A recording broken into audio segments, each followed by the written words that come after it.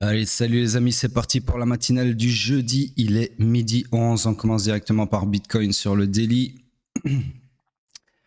Donc, c'est moi. Cacher ceci. Toujours pareil. Ah non, pas toujours pareil. Le scénario a été atteint. La target plutôt a été atteinte. Ok, donc en gros, structure swing toujours haussière, order flow toujours haussier. On a atteint la target de mes deux scénarios sans passer par une phase de mitigation, pardon. D'accord. Donc je les efface. Target qui était. J'ai mis où ma target, moi? Ouais, qui était le week high ici, d'accord?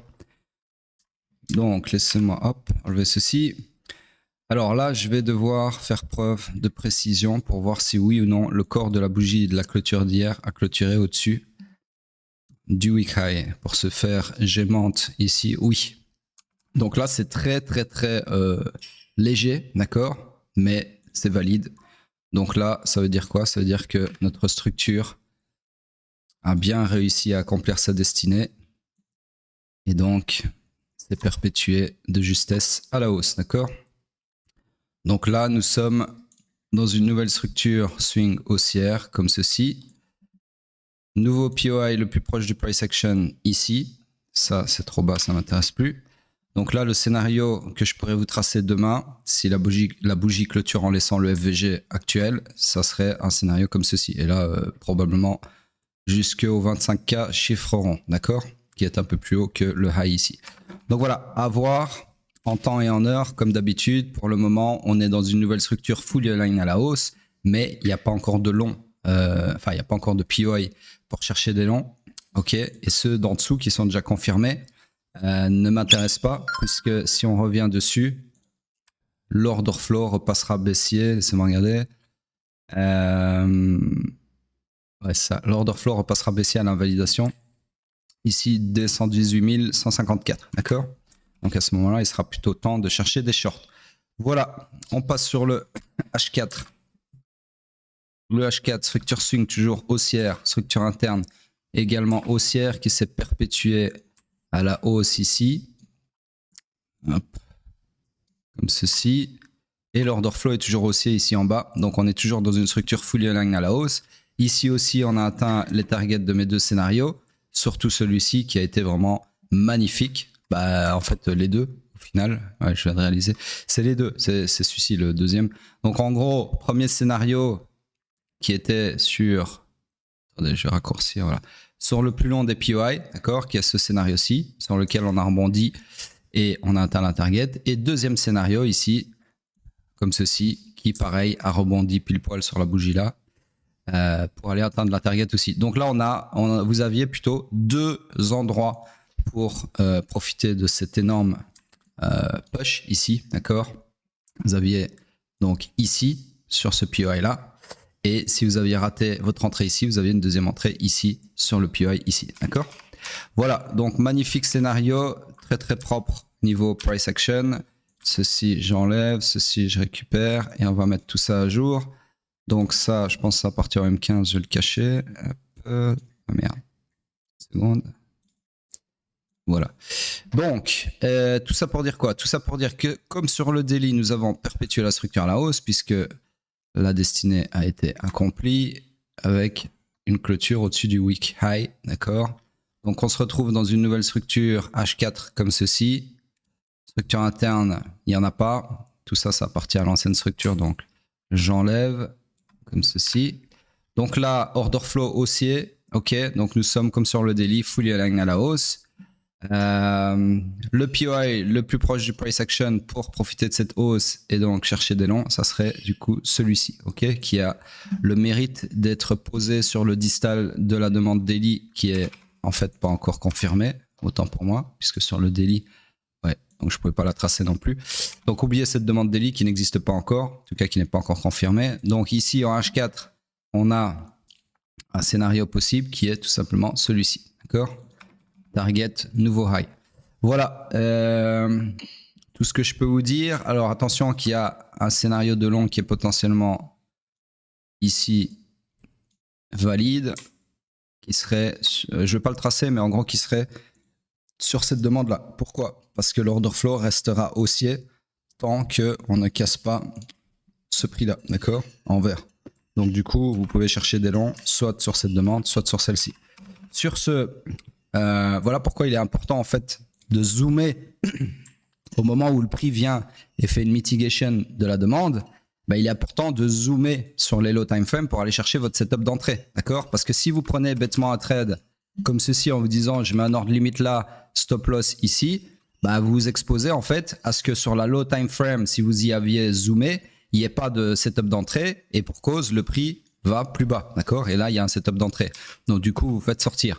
Alors maintenant vous allez me dire ouais mais je pourrais mettre mon stop loss là comme ça couvre les deux demandes. Oui vous pouvez faire ça, d'accord? Mais bon ça vous donne un RR qui est beaucoup moins juteux, ok? Quoique ici on est quand même à presque 2 R si vous rentriez comme ça. Encore une fois ce ne sont pas des signaux.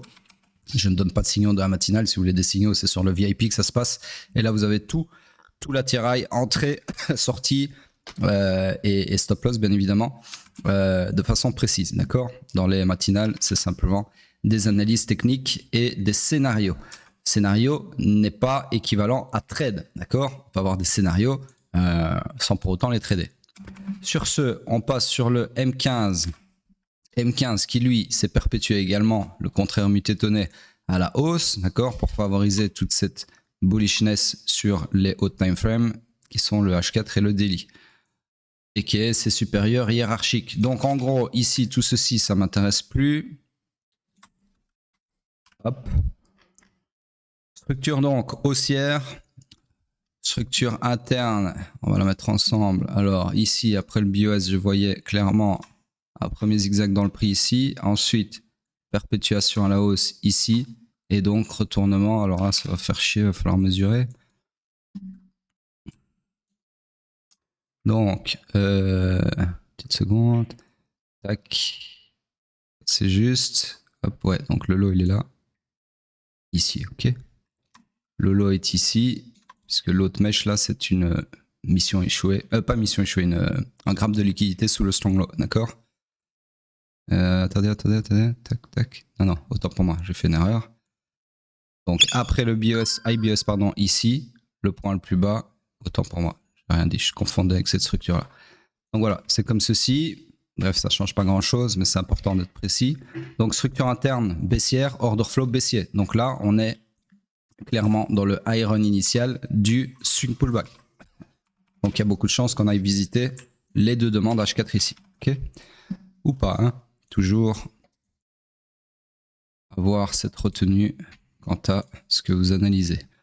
Donc, enfin, c'est pas de la retenue, c'est plutôt être l'avocat du diable. C'est important d'être son propre avocat du diable, sinon c'est comme ça qu'on s'enferme dans des biais cognitifs. Donc ici, structurellement, ce que vous pouvez jouer là maintenant tout de suite, ça serait un scénario comme ceci, ok? Sur ce, n'oubliez pas qu'aujourd'hui c'est PPI, donc une grosse news qui pourrait potentiellement influencer le prix des cryptos ou pas, ok? C'est PPI aujourd'hui, laissez-moi regarder. Ouais. PPI aujourd'hui, CPI c'était mardi. Donc ouais, je pense que c'est pas sûr hein, que ça influence beaucoup le prix, mais bon, on verra. De toute façon, on s'en fout. On passe donc à la suite, qui est le pétrole en daily. Hop.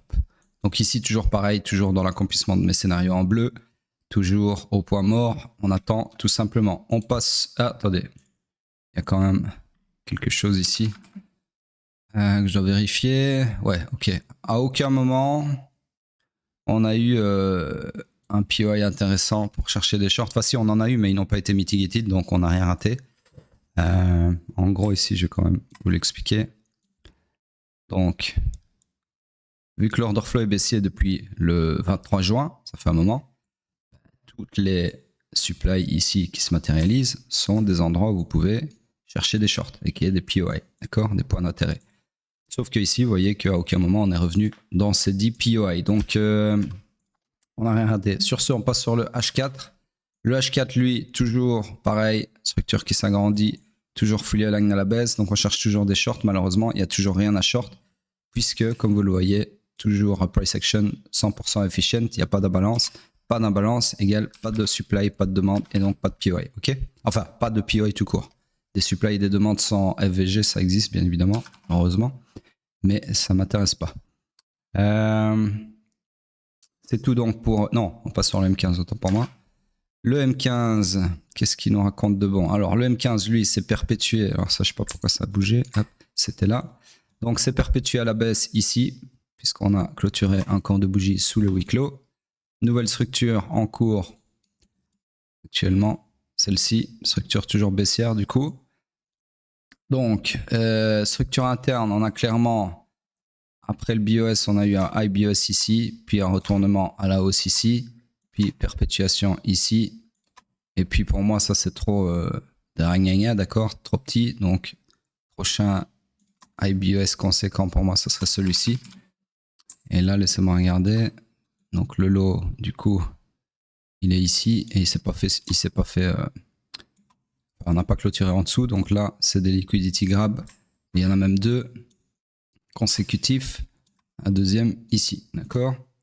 Donc voilà, double grab de liquidité sous le strong low interne qui est ici du coup, suivi d'un retournement de l'order flow à la hausse. Il y a beaucoup de chance en plus avec tous les parfaits equal high ici. Putain, ça c'est rare, hein. Attendez, laissez-moi regarder. 0,9, 0,9, 0,9, 0,9, 0,9, 0,9. Non, oui, 0,9. Donc là, on a 4 parfaits, non 5, pardon. 5 parfaits equal high. Très très rare ça. J'ai rarement vu ça. Donc ça, c'est une poche de liquidité flagrante. Ok. Donc là, encore une fois, un truc extrêmement à haute probabilité. Alors ça ne veut pas dire que ça va se réaliser, bien évidemment. Mais vous avez une structure interne. Attendez. Hop.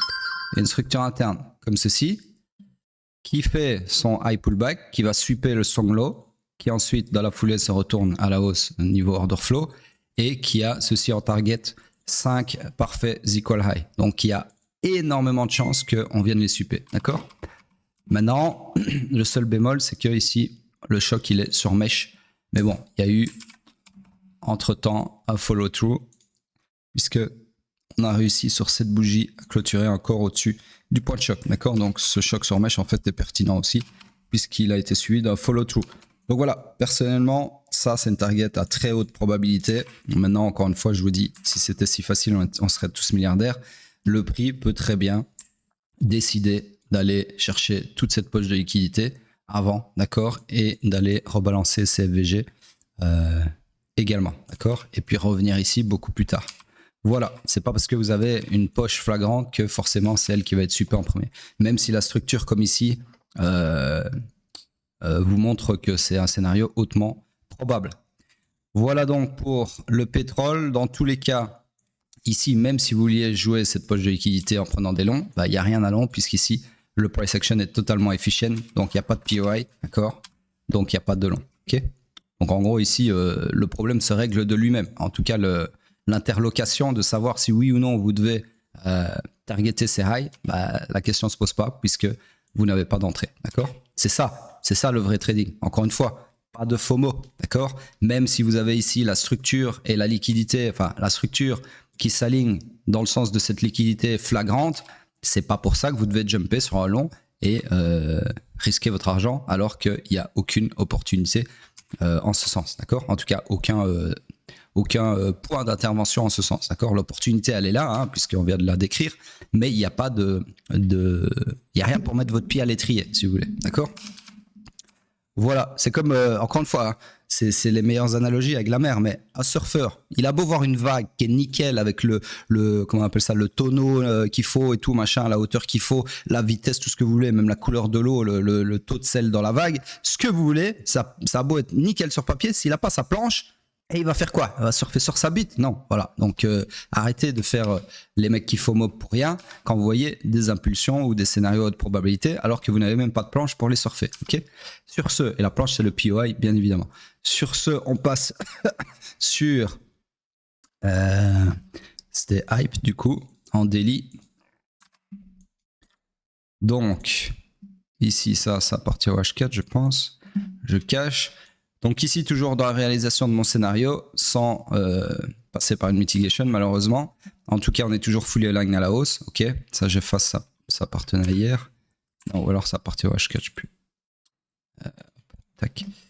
Donc voilà, on attend soit qu'on tape ici la target de mon scénario, ou bien qu'on revienne... Non, si on revient faire une mitigation ici, ça ne m'intéressera plus. Hein. Pourquoi? Parce que l'order flow repassera baissier entre temps, puisque le point de choc futur à la baisse, il est ici. Ok. Donc ici, en gros, si on revient ici, ça m'intéresse plus de prendre des longs. Ok. Donc voilà, pour le daily, on passe sur le H4. Alors le H4, structure swing toujours haussière. Structure interne qui était baissière, c'est retourné à la hausse ici, comme ceci. Et donc on a bien pris ma poche de liquidité ici, comme annoncé hier, d'accord. Donc vraiment au poil ce que j'ai décrit hier, c'est-à-dire scénario de mitigation qui s'est produit donc ici. Hein, vous n'êtes pas aveugle, mais je vous le mets quand même. Dans cette demande identifiée ici, pour aller chercher cette target, et qui est poche de liquidité ici, d'accord. Donc en gros, c'était le long à prendre pour accomplir le scénario. Okay.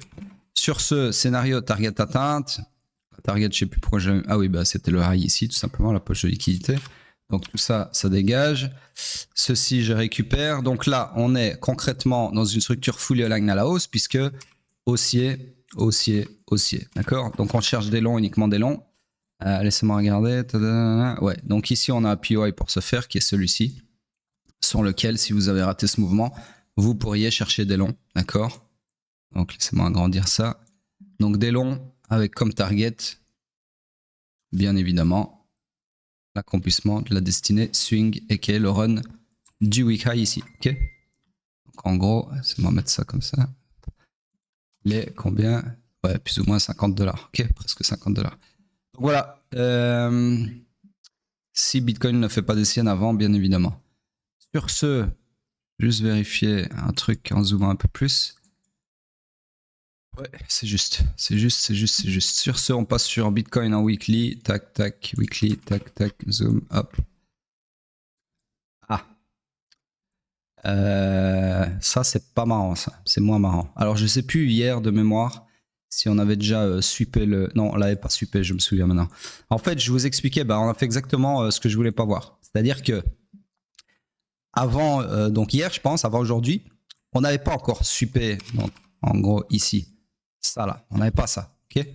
Ce sweep du all-time high, on n'avait pas fait de nouvelle all-time high. Et je vous avais dit, ça serait mieux qu'on n'en fasse pas, parce que si ceci est un grab de liquidité, c'est mieux qu'on grabe la liquidité au-dessus de ces trois bougies-là sans faire de nouvelle all-time high. Comme ça nous fait une mèche qui grabe la liquidité au-dessus des 3 dernières semaines, qui alimente un mouvement baissier probablement pour aller récupérer l'inducement vers la demande ici.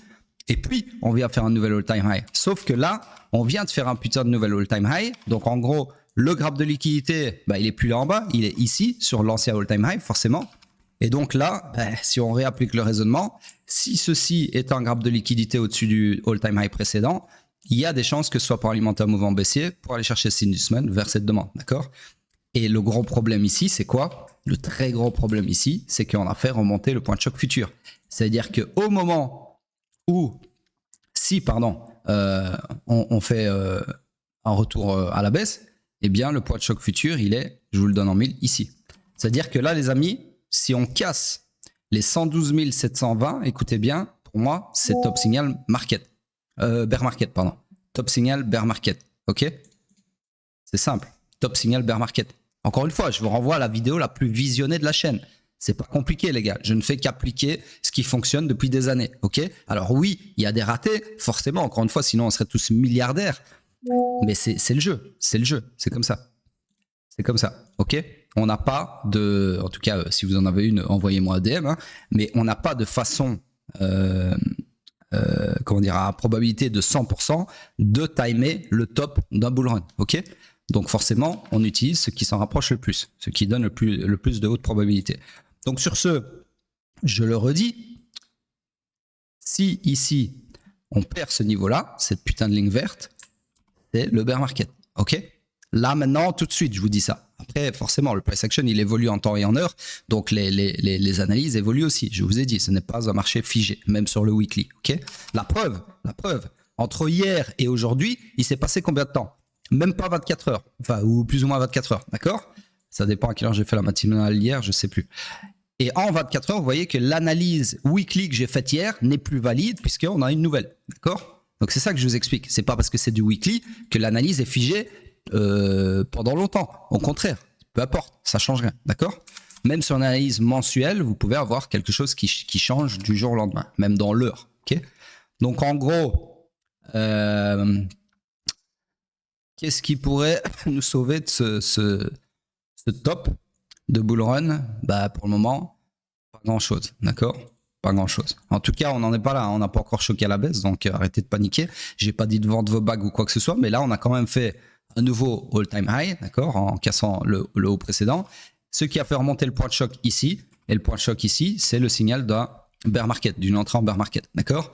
Donc moi, personnellement, si je devais sortir des bagues, si j'avais encore des Ethereum, etc., ou des Bitcoin, peu importe, ce que je n'ai pas, hein, je mentionne quand même, je sortirais si on casse là. Je ne me poserai même pas de questions, d'accord? Quitte à me tromper et à re-rentrer plus haut ou peu importe, d'accord? Ou alors sur m'asseoir sur un manque à gagner. Encore une fois, hein, je vous ai expliqué, le but du jeu, ça n'a jamais été de rentrer là et de sortir au top ultime, d'accord? Au top absolu. Ça n'existe pas.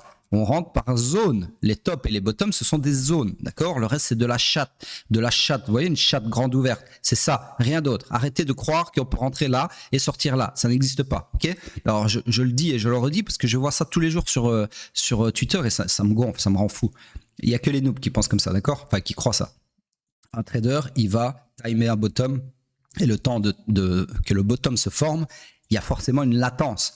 Vous ne pouvez pas avoir la confirmation sur le bottom absolu. C'est pas possible, d'accord? Sauf si vous rentrez sur du 15 secondes. Oui, là oui. Si vous rentrez sur du 15 secondes, forcément, vous allez réussir à rentrer là, sur le weekly. Mais qui rentre sur un bottom weekly timé sur du 15 secondes? Personne, d'accord? Donc arrêtez d'être con.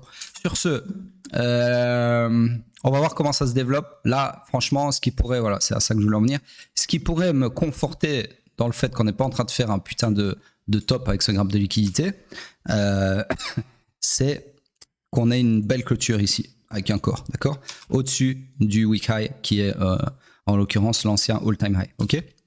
Donc là, ce qu'on veut voir, les amis, je le répète, cette semaine, lundi matin, dimanche minuit, vous voyez ça comme vous voulez, ce qu'on veut voir, c'est une bougie comme ça.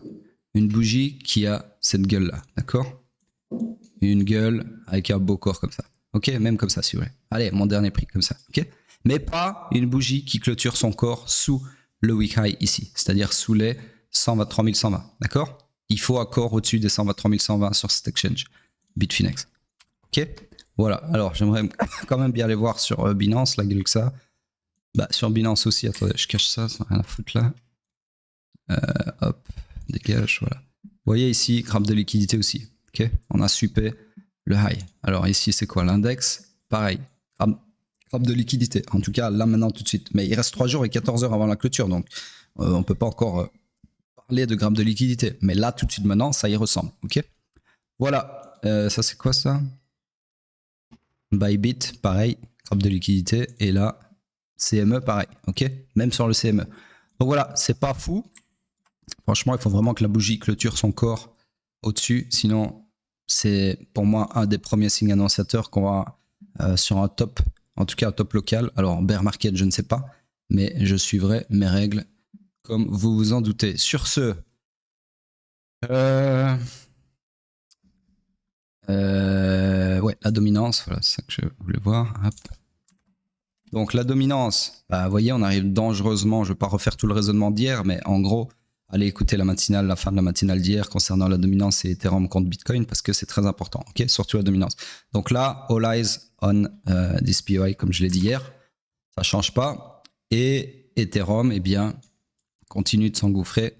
Alors, ce qui serait pas mal, alors c'est comme ça, bouteille à la mer, c'est pas vraiment de l'analyse là ce que je vais vous dire, mais ce qui serait pas mal, mais en termes de scénario, ce qui serait pas mal, c'est que Bitcoin il fasse donc son grappe de liquidité, que ce soit bearish, qui vienne refaire, je sais pas moi, peut-être une baisse comme ceci, ok, sans déclencher le point de choc de préférence.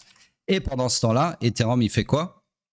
Donc sur le weekly, voilà, il continue et il va au moins jusqu'à cette zone-là que j'ai identifiée hier, c'est-à-dire les 0,05, 0,05, d'accord, et qui récupère toute cette liquidité ici, comme j'ai expliqué hier aussi, ok. Et puis alors, tout qui crache et on part en bear market. Ça, pour moi, c'est un scénario qui est plausible, ok. Alors, je sais bien que j'ai dit on part en bear market et que là, vous vous êtes fait un peu dessus et tout, mais voilà, c'est encore une fois, les arbres ne montent pas au ciel. Je sais que là, maintenant, il y a des gens qui s'attendent à ce que ça s'arrête jamais, qu'on aille comme ça, que dans 3 ans, on soit toujours en train d'avoir des plus 100% sur tous nos bags, comme on croyait en 2021 que c'était le cas. Mais non, les amis, toute bonne chose a une fin. Ok, les marchés ne bougent pas de façon rectiligne, à la verticale, ok, que ce soit dans un sens ou dans l'autre. Bear market finira toujours par avoir une fin pour repartir en bull run, et ça c'est plus facile pour votre petit cerveau à concevoir que le contraire. Quand on vous dit le contraire, ah ben là vous devenez tout rouge là. Genre quand on vous dit un bull market ça a une fin, ça part forcément à un moment donné dans un bear market. Par contre, si je vous dis le contraire, là ça passe mieux. Ouais, un bear market a une fin, ça finit toujours par remonter. Parce que voilà, il y a de l'espoir, d'accord? Et dans l'autre, il y a un déni. Et ça, c'est le cerveau humain, les amis. Mais bon, en tant que trader, en tant qu'investisseur, peu importe votre profil, vos horizons de temps, vous devez être conscient de ça, vous devez l'accepter. C'est comme ça, ok? C'est comme le code de la route. On ne tourne pas tout le temps à gauche, c'est pas possible, sinon on tournerait en rond. Il y a un moment, il faut tourner à droite, ok? Gauche, droite, ok? 2 directions. Et bien le marché au bas, c'est pareil, ok? Donc sur ce, c'est tout à fait normal, et il y a un moment, il faudra s'attendre à ce bear market. Alors maintenant, je reviens sur ce que j'ai dit dans une matinale précédente. Je pense, dans la configuration actuelle des choses, qu'on ne verra plus des bear markets d'amplitude prononcée comme on a eu en 2018 et en 2022, parce que les ETF, parce que mainstreamisation des cryptos, etc., un peu comme le S&P 500 et le Nasdaq. On est potentiellement sur un endroit charnière. Attendez, je vais aller sur le mensuel pour vous montrer ça. Voilà, un moment charnière dans la vie de Bitcoin et des cryptos en général, où en fait c'est du up only sur le long terme, le très long terme, d'accord? C'est-à-dire que forcément, comme sur le Nasdaq ici, qui est du up only, hein, puisque ça soutient, c'est un pilier de l'économie américaine, c'est du up only, hein, vous le voyez ici, c'est pas moi qui invente, c'est du up only, d'accord? Je m'attends à ça sur Bitcoin. Sauf que même dans du up only comme ça, sur le Nasdaq, on a quand même des crises, comme ici on a eu, enfin ça c'était pas vraiment quand, 2022, ouais. Je sais plus trop ce qui s'est passé sur le point de vue des stocks et tout ça à ce moment-là, mais par exemple ici, voilà, 2008, là il y avait clairement une crise, d'accord?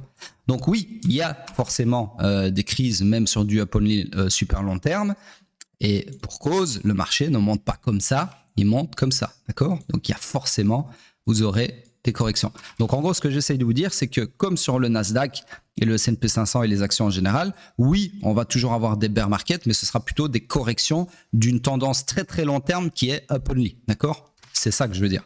Maintenant, je peux me tromper, j'en sais rien, ok? Mais tout s'aligne à dire que si vous mettez tous les éléments news, comment on appelle ça, analyse fondamentale dans la balance avec l'analyse technique, il est probable que dans un horizon très très long terme, le Bitcoin il fasse ça, ok, et qu'il fasse plus comme il fait. Vous voyez ici la différence. Regardez le retracement quasi intégral d'un bull run. Donc là, je suis sur le mauvais graphique parce qu'on voit rien du tout, mais si je vais ici, voilà, là on a 2017 aussi. Regardez ce que j'essaie de vous expliquer pour ceux qui sont un peu durs à la comprendre. Est-ce quoi ça? Non, je suis sur le. Ouais, c'est juste. Donc vous avez ici. Putain, c'est quoi? Bitcoin, 2 $, c'est quoi ce bordel? Ah non, 1000. Ah oui, ok, j'ai rien dit. Donc vous avez ici un premier bull run en 2017, dont l'intégralité d'amplitude a été presque retracée. D'accord? Et pareil, 2021, bull run quasi retracé par le bear market à sa full amplitude. Quasi, d'accord? Bah ça, je pense que ça n'arrivera plus. D'accord? Je pense que maintenant. Par exemple, là, on est dans le bull run. Je pense que le bear market, s'il y en a un, il ira peut-être, je sais pas, jusqu'à 50% de la jambe de hausse précédente. Ou pas, hein, j'en sais rien. Mais je le vois comme ça. Je sais pas, ici, c'est plus, c'est pour ça que je vous dis, c'est pas une analyse technique. Ce que je vous dis là, c'est plus d'une observation, gut feeling, d'accord? Après, on s'en branle, hein, très très long terme. Moi, personnellement, ça ne change rien à ma vie. Je suis un trader intraday. Donc, c'est ça, peu importe si j'ai raison ou pas là-dessus, je m'en branle. Ça change rien à ma situation financière. Sur ce, on va clôturer quand même. Donc, j'ai tout dit. Ouais, Ethereum, je l'ai fait. Ok. Donc, j'ai tout dit. Commentaires, les amis. Hop, hop, hop. Retweet. Hop, hop, hop. Et puis, tirage au sort le 1er septembre. Sur ce, à plus tard.